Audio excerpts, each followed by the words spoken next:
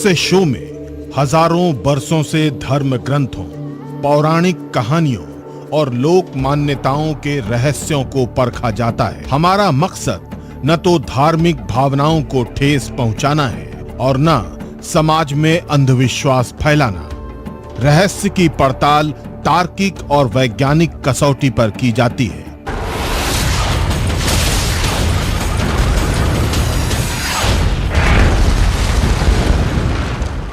आप देख रहे हैं न्यूज़ 24, साथ आपके मैं हूं कविता सिंह। रहस्य के नए एपिसोड के साथ हम फिर हाजिर हैं। अगर कमरे का दरवाजा बंद हो, दरवाजे पर ताला लगा हो, कमरे के भीतर आने जाने का कोई रास्ता न हो, तो क्या कोई भीतर दाखिल हो सकता है? अब आप कहेंगे ये कैसा बेतुका सवाल हुआ? दरवाजे पर ताला लगने के बाद कोई कैसे भीतर दाखिल हो सकता है?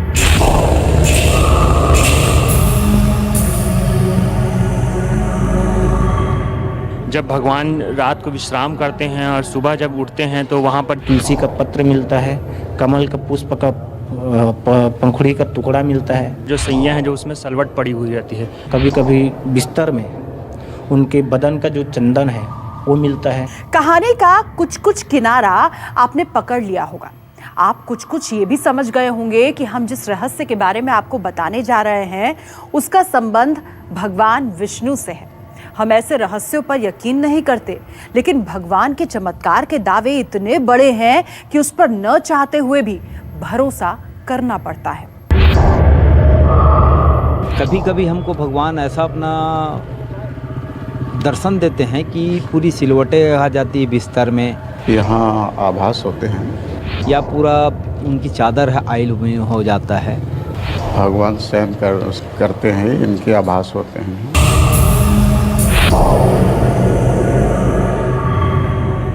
ऐसे दावे बहुत दिलचस्प हैं। लोग कहते हैं कि मंदिर के गर्भगृह में भगवान विष्णु का श्रृंगार होता है। सुबह 10 बजे के आसपास चमत्कारिक भोग लगता है। उसके बाद दोपहर के समय बिस्तर लगता है, गद्दे बिछते हैं, चादर बिछाई जाती है, तकिया रखा जाता है। इसके बाद 2 घंटे के लिए दरवाजा बंद हो जाता है। दरवाजे पर ताला लगता है। यहां तक तो बात ठीक है, लेकिन इसके बाद ये दावा चौंकाता है कि जब दरवाजा खुलता है, पर्दा हटता है, तो अंदर साक्षात भगवान के आने के सबूत मिलते हैं। मंदिर के गर्भगृह में भगवान विष्णु विश्राम के लिए आते हैं। चादर में सिलवटें मिलती हैं, मानो कोई सोकर गया हो। तकिया अस्त व्यस्त मिलता है, मानो कोई तकिए पर सिर रख कर गया हो। और सबसे बड़ा रहस्य तो है कि भगवान का भोग खाया हुआ मिलता है। प्रसाद तो लगाए जाते हैं, दाल चावल महाप्रसाद। भोग पट खुलता है तो वहाँ पर कभी फूल गिला रहता है। भगवान का भी ऐसे कई बार देखा गया है, चिन्ह, उंगलियों का चिन्ह रहता है। फूल का निशान है, तुलसी का है, ये हार में निशान आते हैं, गिर जाते हैं, या जैसा भी हो। इससे हम लोग आभास लगाते हैं कि भगवान जो है प्रसाद ग्रहण किया है। चमत्कार एक ही दिन में 2-2 बार, इस पर कैसे यकीन किया जा सकता है? और इसीलिए इस चमत्कार से टकराने के लिए हमने छत्तीसगढ़ जाने का फैसला ले लिया। राजधानी रायपुर पहुंचते ही रहस्य की पड़ताल में हमारा सफर भी शुरू हो गया।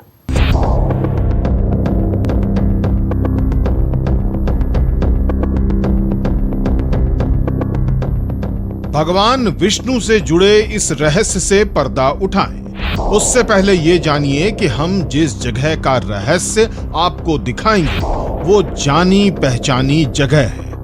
ये जगह दिल्ली से करीब 1300 किलोमीटर दूर छत्तीसगढ़ की राजधानी रायपुर के पास है।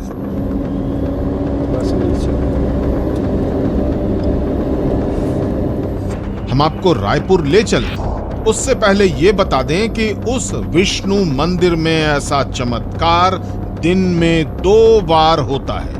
ये चमत्कार युगों युगों से होता आया है।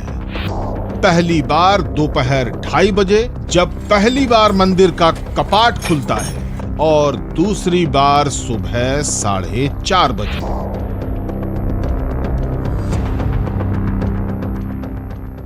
करते हैं सब, 5 उंगली का निशान रहता है, तुलसी पत्ती भी मिली है उसमें, सब कुछ है। उसका बिस्तर रहता है, इधर उधर हो जाता है। हमने आपको बताया कि छत्तीसगढ़ के राजिम के राजीव लोचन मंदिर में दिन में 2 बार चमत्कार होता है। अब पहले चमत्कार के दावों के मुताबिक दोपहर में भगवान माता लक्ष्मी के साथ विश्राम के लिए आते हैं। क्या ऐसा होगा? जरा देखिए।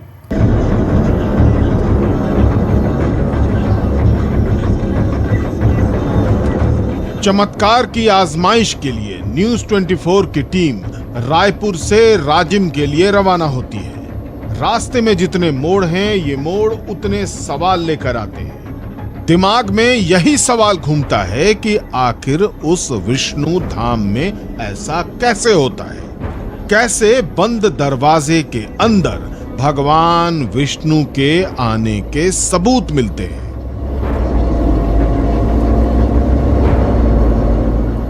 एक रहस्य की गवाही के लिए हम थोड़ी ही देर में पहुंचने वाले हैं राजिम, और हमारी मंजिल है राजिम स्थित भगवान राजीव लोचन का मंदिर, जिसे भगवान विष्णु के धाम के नाम से भी माना जाता है।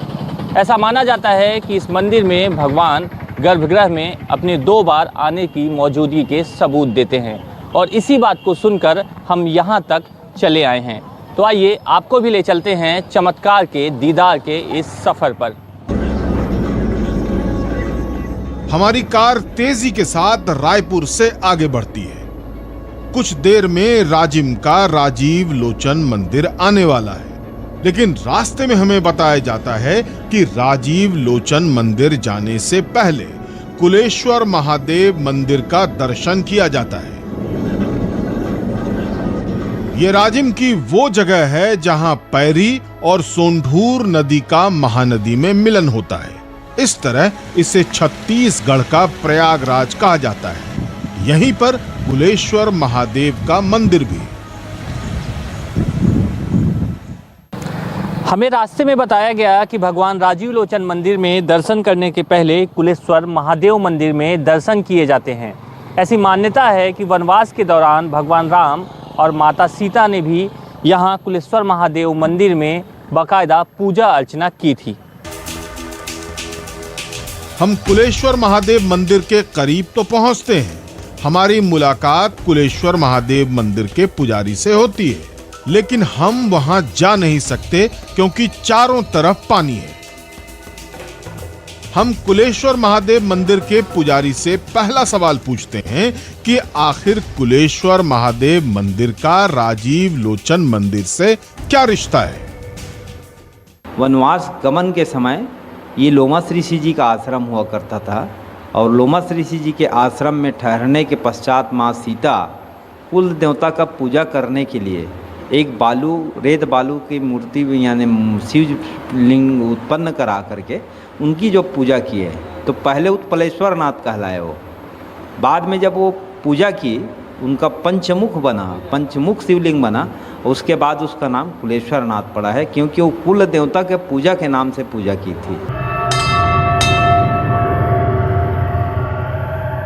मान्यता है कि इस शिवपिंड को वनवास के समय भगवान राम ने मां सीता के लिए बनाया था, लेकिन राजीव लोचन मंदिर और कुलेश्वर महादेव की पहेली सुलझाने की कोशिश में हम एक नए रहस्य से उलझ गए।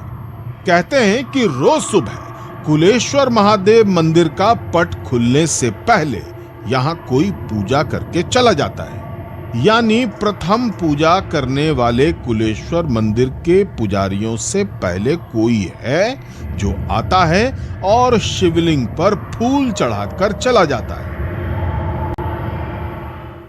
रात में 1 बजे से 3 बजे के मध्य उनका पदार्पण होता है मंदिरों में, और सर्वप्रथम पूजा उन्हीं के द्वारा होता है। और कई बार ऐसा देखने को मिला कि रेत में हमें उनके जो पैरों के निशान है कम से कम 1 से 1.5 फीट के अंतर्गत देखने को मिला है, जो लंबाई है, और उसे तो अभी तक देखा नहीं गया है। लेकिन घंटियों की आवाज़ पूजा अर्चना जो करते हैं कभी कभी हमें सुनाई देता है। मतलब पुजारियों की पूजा करने के पहले ही वो ऋषि आते हैं और पूजा करके चले जाते हैं मंदिरों में? जी हाँ। तो सिर्फ कुलेश्वर महादेव मंदिर में पूजा करते हैं कि राजीव लोचन भगवान में भी पूजा करके चले जाते हैं? या सर्वप्रथम तो महादेव की ही पूजा करते हैं वो, वहाँ से पूजा करने के बाद में राजीव लोचन मंदिर जाते हैं। वहाँ जाने के बाद उनकी वापसी कोई आज तक देख नहीं पाया है, लेकिन पैरों के निशान मिले हैं। कहां तो हम एक मंदिर के रहस्य के सबूत ढूंढने आए थे और कहां लोमस ऋषि के नए रहस्य से उलझ गए। बहरहाल इस रहस्य को कुलेश्वर महादेव मंदिर में छोड़कर हम अपनी मंजिल की तरफ रवाना होते हैं। थोड़ी देर की यात्रा के बाद हम राजीव लोचन मंदिर के बाहर पहुंचते हैं। ये मंदिर बहुत सुंदर और भव्य है। रहस्य की तलाश में हम भगवान राजीव लोचन के मंदिर तक पहुंच चुके हैं। अभी सुबह का वक्त है और हमें बताया गया कि दोपहर 12:30 बजे भगवान के गर्भगृह का पट बंद होता है और 2:30 बजे खुलता है। उसी के बीच में साक्षात चमत्कार की बात कही गई है। तो आइए आपको लिए चलते हैं इस मंदिर के अंदर और देखने की कोशिश करते हैं कि आखिर कैसी है वो चमत्कारिक जगह जिसको लेकर हम यहाँ तक पहुँचे हैं। मंदिर के भीतर पहुंचकर सबसे पहले पूरे मंदिर का मुआयना करते हैं। मंदिर की दीवारों पर बनी आकृतियों को देखते हैं।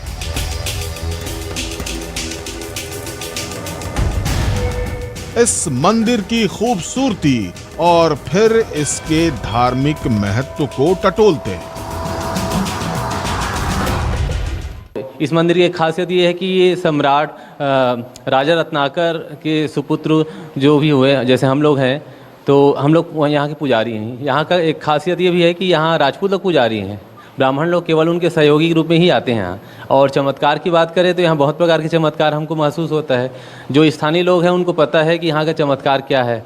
बहुत सारे चमत्कार हैं, जैसे हम जब मंदिर बंद करते हैं तो एक ऐसा एहसास होता है कि जब हम प्रवेश करते हैं मंदिर बंद होने के पश्चात, जब खोलते हैं तो यहाँ कोई ऐसा देव शक्ति आया था जो यहाँ विश्राम करके गया, ऐसा महसूस होता है।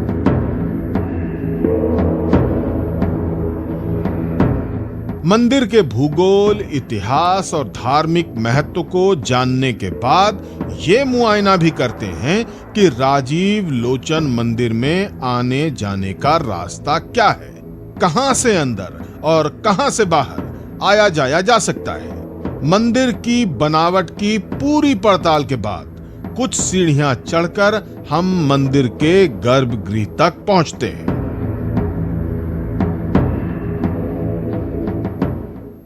कि वही राजीव लोचन मंदिर है जिसमें लगातार चमत्कार की बातें कही जाती है और गर्भगृह में भगवान राजीव लोचन मौजूद हैं और अभी बाल रूप में आप उन्हें देख सकते हैं।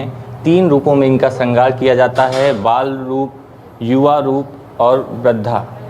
तो 3 रूपों में यहाँ पर मंदिर के अंदर जो गर्भगृह है यहाँ भगवान का श्रृंगार किया जाता है।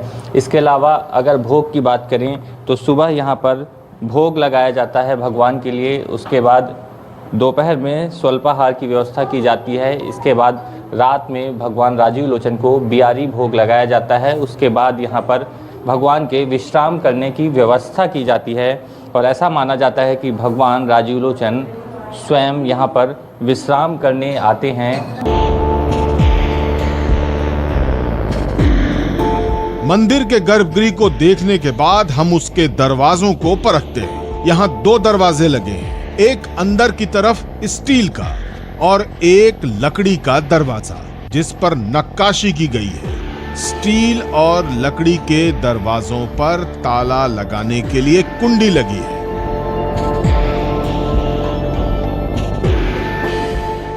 दरवाजा लगाया गया है, ये लकड़ी का दरवाजा लगाया गया है। यहाँ पे देख सकते हैं कि यहाँ पर कुंडी बंद करने की भी व्यवस्था की गई है। यहाँ पर ये ताला लगाया गया है। ये दरवाज़ा आप देख सकते हैं कि ये दरवाजे से साफ तौर पे समझा जा सकता है कि ये सैकड़ों हजारों साल पुराना दरवाज़ा है। साफ तौर पे यहाँ पर जो चौखट लगाया गया है उसकी नक्काशी भी देख सकते हैं।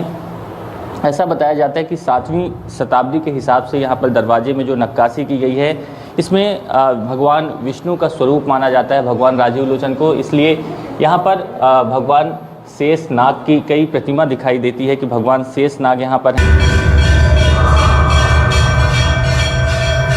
12:30 बजने वाले। मंदिर में दोपहर की मध्याह्न आरती हो रही है।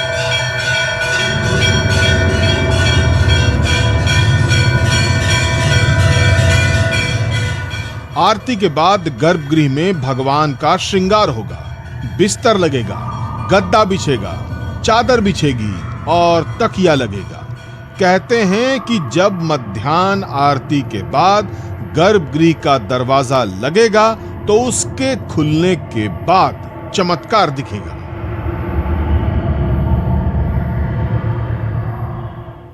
आप मंदिर के गर्भगृह के अंदर की तस्वीरें देख सकते हैं कि भगवान राजीव लोचन भगवान को यहाँ पर जो है महाप्रसाद चढ़ाया जा रहा है। राजभोग कहा जाता है।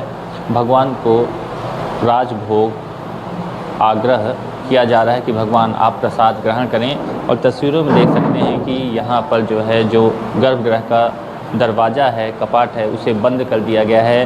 अंदर जो पुजारी हैं वो मंत्रोच्चारण कर रहे हैं और भगवान से आग्रह कर रहे हैं कि आप जो है जो राजभोग है, प्रसाद है, उसे ग्रहण करिए। और यहाँ पर ऐसी मान्यता है कि भगवान यहाँ पर 2 बार आने की मौजूदगी का सबूत देते हैं।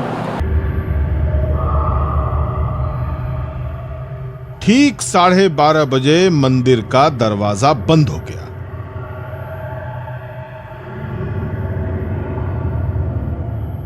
दोनों दरवाजों की कुंडी पर अलग अलग ताले लगा दिए गए, यानी अब इस मंदिर के गर्भगृह में किसी के अंदर आने की कोई गुंजाइश नहीं है। मंदिर में मौजूद सभी पुजारी भी बाहर निकल गए। अब सारे पुजारी दोपहर 2:30 बजे वापस मंदिर में आएंगे।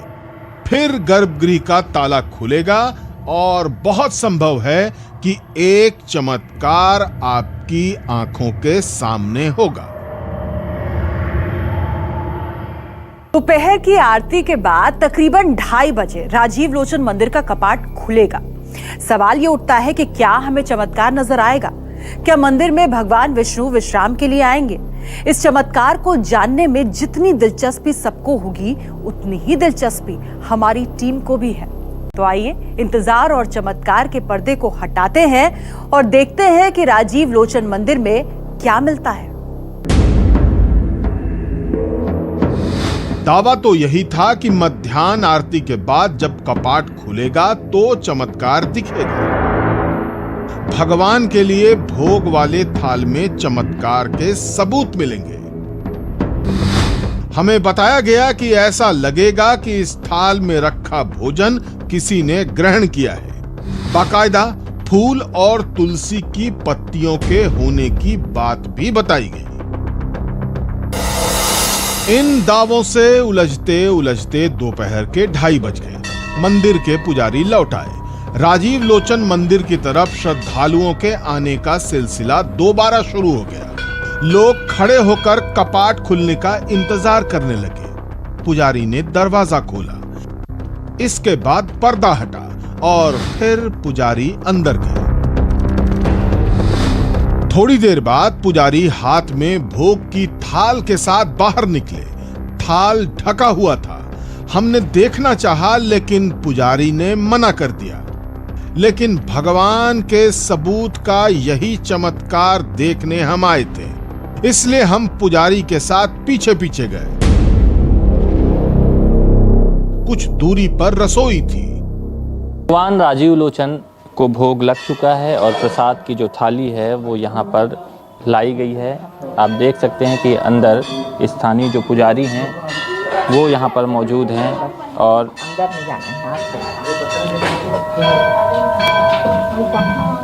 यहाँ पर देख सकते हैं कि जो प्रसाद है वो हम देखने की कोशिश करेंगे। जो प्रसाद की थाली है वो आप देख सकते हैं यहाँ पर कि जो प्रसाद की थाली है उसमें चावल है, दाल है और सब्जी है। हम पंडित जी जो यहाँ के हैं, जो स्थानीय पुजारी हैं, राजपूत हैं, उनसे बात करने की कोशिश करेंगे कि पंडित जी ये बताइए कि जब भगवान को यहाँ पर प्रसाद चढ़ाया गया था और अभी जब भगवान को भोग लगाकर लाया गया तो कुछ चीज़ें आपको अलग दिखी क्या? थोड़ा सा नहीं, प्रसाद तो जो है वो प्रसाद लगा है, वही प्रसाद यहाँ वितरण होते हैं। लेकिन कई बार ऐसी चीज़ें देखी गई है कि भगवान यहाँ पर प्रसाद ग्रहण करते हैं, कई चिन्ह भी मिलते हैं, इसके अलावा तुलसी दल और कमल के पत्ते भी कई बार मिले हैं। तुलसी दल तो भगवान में डाले जाते हैं, फूल तुलसी सामने रखा हुआ है। इसके अलावा कई बार जो है कुछ चिन्ह भी मिले हैं जिसपे ये देखा गया है कि भगवान यहाँ का आकर स्वयं प्रसाद ग्रहण करते हैं। ऐसी दूर दूर तक मान्यता फैली हुई है। वो तो सही है, प्रसाद जो वितरण होते हैं, भगवान को प्रसाद लगते हैं, वो प्रसाद ग्रहण करते हैं भगवान जी। तो ये देख सकते हैं कि जो स्थानीय पुजारी है यहाँ के, उनका साफ तौर पे मानना है कि कई बार ऐसा देखा गया है कि भगवान को जो प्रसाद चढ़ाया जाता है उसमें कई ऐसी चीज़ें दिखती हैं जिसमें साफ तौर पर ये देखा जा सकता है कि भगवान यहाँ पर स्वयं प्रसाद ग्रहण करते हैं, क्योंकि कई ऐसे चिन्ह मौजूद रहते हैं। हालांकि जो अभी प्रसाद ग्रहण की बात कही जा रही है वो हम इसलिए नहीं मान सकते क्योंकि जब भगवान को जो राजभोग यहाँ पर ले जाया गया था ग्रहण करने के लिए, उस वक्त जो है कपड़े से ढका हुआ था वो, और जब वहाँ से लाया गया तब भी कपड़ों से ढका हुआ था। भगवान विष्णु के दोपहर के भोजन ग्रहण करने की कहानी में एक पेच है। पहला पेच तो ये है कि जब थाल को भीतर लाया गया था तो थाल ढका हुआ था। दूसरा पेच ये है कि जब 2:30 बजे गर्भगृह से थाल रसोई ले जाया गया तब भी वो ढका हुआ था। फिर दोनों बार गर्भगृह के भीतर कोई पुजारी भी थे। ऐसे में इस कहानी में कुछ सस्पेंस भी है। राजीव लोचन मंदिर में थाल से भोजन ग्रहण करने की कहानी तो सवालों में उलझ गई, लेकिन दोपहर की एक कहानी और है जिसकी अभी पड़ताल करनी है।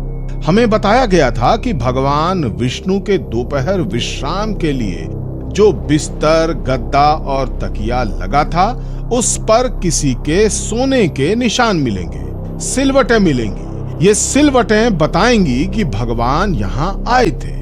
इस पहेली से उलझने के लिए हम फिर गर्भगृह की तरफ गए। कि जो पहला लकड़ी का दरवाजा है वो खोला गया और जो दूसरा दरवाजा है वो यहाँ पर खोला जा रहा है, और जो स्थानीय पंडित हैं वो यहाँ पर जो है अंदर प्रवेश कर रहे हैं। और यहाँ पर ऐसा बताया जाता है कि जो भगवान के लिए 12:30 बजे यहाँ पर जो बिस्तर लगाया जाता है वहाँ पर भगवान आते हैं, विश्राम करते हैं। आप तस्वीरों में देख सकते हैं कि ये वही बिस्तर है जो 12:30 बजे लगाया गया था, और ऐसी मान्यता है कि भगवान यहाँ पर आते हैं, विश्राम करते हैं और अपने पदचिन्हों के कुछ निशान छोड़ते हैं, जिसको लेकर यहाँ पर लगातार चमत्कार की बात कही जा रही थी। हमने भी इसी चमत्कार को देखने की कोशिश की, लेकिन फ़िलहाल जिस हिसाब से हमें बताया गया था, चमत्कार की जो बात कही गई थी, फ़िलहाल उस तरह से कुछ दिखाई नहीं दे रहा।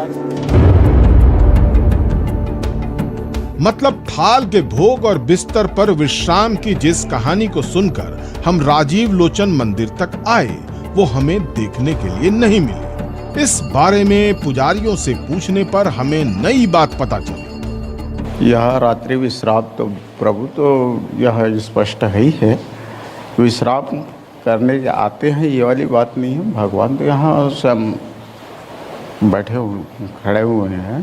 प्राय सुबह यहाँ 4 बजे पट खुल जाता है, खुलने के बाद पूजा का कार्यक्रम शुरू होता है। यहाँ आभास होते हैं, भगवान स्वयं करते हैं, इनके आभास होते हैं। ऐसा कहा जाता है कि यहाँ पर भगवान विश्राम करने आते हैं, लेकिन हमें कुछ एहसास अभी फ़िलहाल नहीं हुआ है, क्योंकि जिस हिसाब से बिस्तर लगा हुआ था वैसा ही है। तो ऐसी कैसे चमत्कार होते हैं, कितनी बार होता है दिन में ऐसा? क्या रोज़ होते हैं चमत्कार इस तरह के? इसका तो समय समय पर होता है, और हर समय इस भगवान इस प्रकार से चिन्ह निशान नहीं छोड़ते। और भगवान की जब महिमा हो गए, किसी के दर्शन मिल गए, उस समय की बात है। ऐसा माना जाता है कि रात में भी जो है यहाँ पर बाकायदा जैसे दिन में बिस्तर लगाया गया है भगवान के लिए, उसी तरह जो है तकिए, चादर लगाए जाते हैं, और रात में यहाँ पर जो है भगवान विश्राम करते हैं। कई बार निशान भी मिले हैं तेल के। ऐसा है, भगवान की जो महिमा है, आप रुकेंगे देखेंगे रात्रि कालीन में तो आपको इस बात का जानकारी जरूर होगा।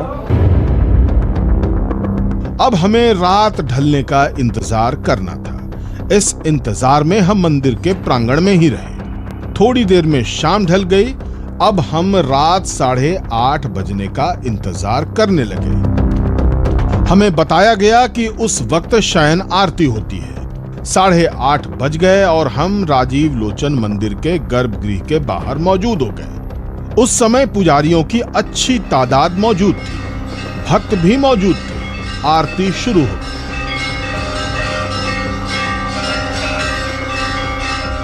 इस वक्त रात के 8:30 बज चुके हैं। हम भगवान राजीव लोचन मंदिर के गर्भगृह के बाहर मौजूद हैं और आप देख सकते हैं कि भगवान के यहाँ पर आरती की जा रही है। पहले गौरी आरती होती है, इसके बाद भगवान को भोग लगाया जाता है। उसके उपरांत भगवान की शयन आरती होती है। शयन आरती होने के बाद भगवान के लिए विश्राम करने की व्यवस्था बनाई जाती है। शयन आरती के बाद एक एक कर भगवान राजीव लोचन के रात्रि विश्राम के सामान आने लगे। बिस्तर बिछाया जाने लगा, चादर बिछाई गई, उस पर तकिया रखा गया। सब कुछ रखे जाने के बाद अंतिम प्रणाम करके अब गर्भगृह को बंद करने का आयोजन शुरू हुआ।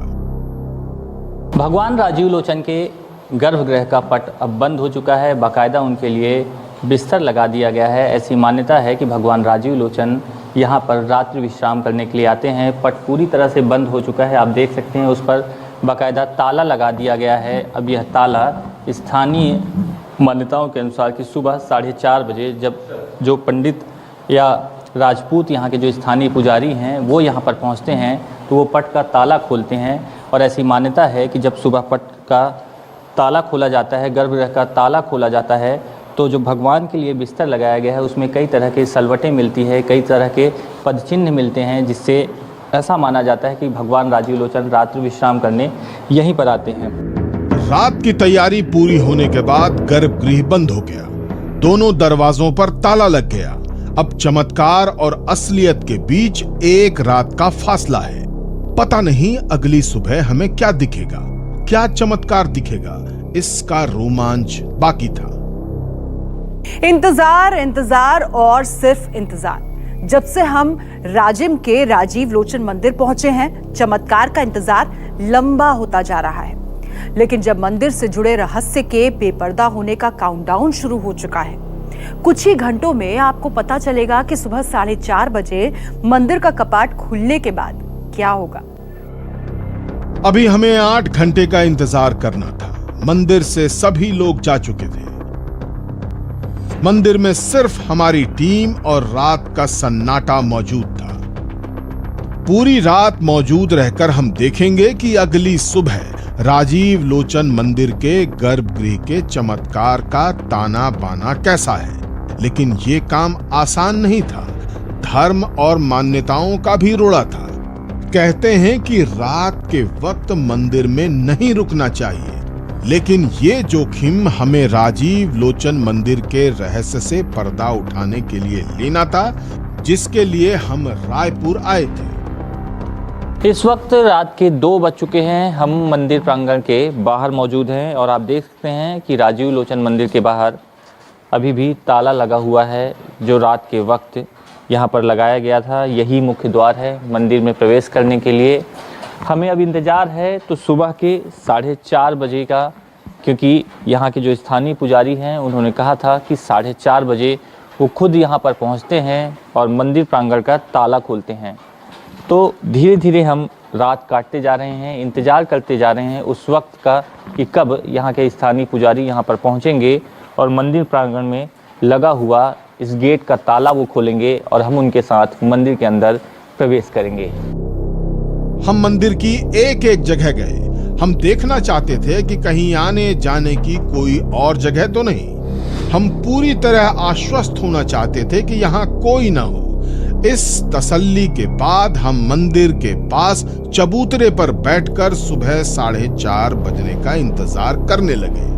कुछ घंटों के इंतजार के बाद सुबह 4:30 बज गए। सुबह के 4:30 बज चुके हैं। हम मंदिर के बाहर मौजूद हैं। मंदिर के गेट के बाहर अभी भी ताला लगा हुआ है। अब से कुछ ही देर बाद स्थानीय पुजारी यहाँ पर पहुँचेंगे और गेट का ताला खोलेंगे। हम उनके साथ मंदिर के अंदर गर्भगृह में जाने की कोशिश करेंगे और ये भी देखने की कोशिश करेंगे क्या वाकई वहाँ किस तरह के चमत्कार होते हैं, जिस चमत्कार की बातें सुनकर हम दिल्ली से छत्तीसगढ़ राजीव लोचन मंदिर चले आए हैं और ये देखने की कोशिश करेंगे क्या भगवान राजीव लोचन वाकई इस मंदिर में आते हैं।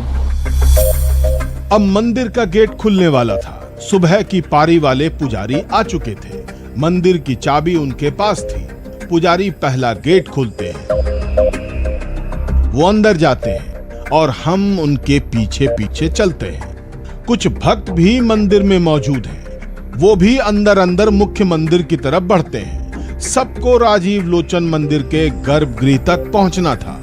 हम जल्दी जल्दी पुजारी के साथ मंदिर की चमत्कार वाली जगह पर पहुंचते हैं। हमारी टीम मौके पर मौजूद है, कैमरा ऑन है। राजीव लोचन मंदिर के गर्भगृह का ताला खुल चुका है, दरवाजे खुल चुके हैं, पर्दा हट चुका है। अब क्या होगा? जिस रहस्य को हम देखने के लिए पहुंचे थे, क्या वो अब हमें नजर आएगा? यह रात्रि विश्राम तो प्रभु तो यह स्पष्ट है ही है। भगवान की जब महिमा हो गए, किसी के दर्शन मिल गए, उस समय की बात है। प्राय सुबह यहाँ 4 बजे पट खुल जाता है। भगवान की जो महिमा है, आप रुकेंगे देखेंगे रात्रिकालीन में तो आपको इस बात का जानकारी जरूर होगा। इस दावे के टेस्ट का समय आ चुका था। सुबह कपाट खुलते फौरन हम पुजारी के पीछे पीछे गर्भगृह के अंदर गए। आप देख सकते हैं इस वक्त हम भगवान राजीव लोचन मंदिर में मौजूद हैं और स्थानीय पुजारी हमारे सामने गर्भगृह का ताला खोल रहे हैं और पुजारी यहां से गर्भगृह में प्रवेश करेंगे और जिस रहस्य को लेकर हम यहां तक पहुंचे हैं वो रहस्य अब से कुछ ही सेकेंडों बाद हमारे सामने मौजूद है। इस वक्त सुबह के 4:45 हुए हैं और आप देख सकते हैं कि हम भगवान राजीव लोचन मंदिर के गर्भगृह में मौजूद हैं। हमारे सामने मंदिर के बाहर का और गर्भगृह का ताला खोला गया और वाकई देख सकते हैं कि ये भगवान के लिए विश्राम करने के लिए जो रात में बिस्तर लगाया गया था वो जिस स्थिति में लगाया गया था उस स्थिति में अभी नहीं है। वाकई जिस हिसाब से बात कही गई थी यहाँ पर कि कुछ अजीबोगरीब तरह से चमत्कार यहाँ पर होते रहते हैं, उस तरह से चमत्कार का आभास यहाँ पर हो रहा है। बिस्तर में जो तकिए लगाए गए थे आप देख सकते हैं कि वो थोड़ा सा अस्त व्यस्त है। बिस्तर की जो सलवटें हैं वो दिख रही हैं साफ तौर पे। आप कैमरे में देख सकते हैं कि यहाँ पर वाकई कुछ ऐसा एहसास हो रहा है कि इस बिस्तर में वाकई किसी ने विश्राम किया था। और जिस बात को लेकर हम दिल्ली से इतनी दूर छत्तीसगढ़ तक यहाँ पर पहुँचे हैं, भगवान राजीव लोचन के मंदिर में उनकी महिमा सुनकर, उनके चमत्कार को सुनकर, ऐसे चमत्कार से जुड़ी हुई चीज़ें यहाँ पर महसूस की जा सकती हैं, तस्वीरों में देखी जा सकती हैं कि वाकई यहाँ पर ऐसी कोई शक्ति तो है जिसके कारण यहाँ पर कुछ ऐसी चीज़ें मिलती हैं जिसको लेकर यहाँ पर भक्त दूर दूर से खींचे चले आते हैं। अंदर जाकर हमें जो तस्वीर दिखी उसे देखकर हम चौंक गए। रहस्य की जो कहानी सुनकर हम राजीव लोचन मंदिर आए थे वो साक्षात गर्भगृह में मौजूद था। स्थानीय जो पंडित जी हैं वो हमारे साथ हैं। पंडित जी जरा बताने की कोशिश करेंगे कि आखिर ऐसा कैसे हो जाता है कि जिस बिस्तर को यहाँ पर बराबर लगाया गया था, तकिया लगाया गया था, यहाँ पर भगवान के विश्राम करने के लिए व्यवस्था बनाई गई थी, बराबर लगाया गया था, इसमें बिस्तर में सलवटें कैसे आ गई? क्या है, भगवान रात में प्लेन करके बिछाए रहते हैं, उसके नाम से अब सोए हैं तो उसमें सिकुड़पना आता है। तो यहाँ पर तो सिर्फ जो है 2 प्रवेश द्वार है। एक ये बंद कर दिया जाता है दरवाज़ा, दूसरा दरवाज़ा लकड़ी का जो दरवाज़ा है वो बंद कर दिया जाता है। उसके बाद जो है जो बाहर है प्रांगण में वो ताला बंद कर दिया जाता है। और हम पूरी रात इंतज़ार किए यहाँ पर और जब सुबह आपने ताला खोला, ये दरवाजे को खोला हमारे सामने, यहाँ पर जब कोई नहीं आया तो आखिर ये सलवटें आई तो आई कैसे? तो ये भगवान का कुदरत ही है। राजीव लोचन मंदिर के रहस्य की जो कहानी हमने सुनी थी वो आंखों के सामने साक्षात मौजूद थी। बिस्तर पर सिलवटें थी, चादर और तकिए पर किसी के आराम करने के निशान थे। कहा तो जाता है कि इस मंदिर में भगवान विष्णु दोपहर और रात्रि विश्राम के लिए आते हैं। क्या यही था रात्रि विश्राम का रहस्य? बिस्तर, चादर, तकिया और सिलवटें क्या कहती हैं? क्या ये रहस्य नहीं है? हम अपने दर्शकों से बार बार यही कहते हैं कि आस्था पर सवाल उठाना हमारा मकसद कतई नहीं है। कई बातें विज्ञान और तर्क से कोसों परे होती हैं। राजीव लोचन मंदिर के रहस्य के साथ भी कुछ ऐसा ही हुआ। देश के तमाम ऐसे मंदिर हैं जहां युगों से रहस्य मौजूद है। अगले एपिसोड में हम किसी नए रहस्य से आपको उलझाएंगे। तब तक के लिए रखिए अपना ख्याल। देखते रहिए न्यूज़ 24।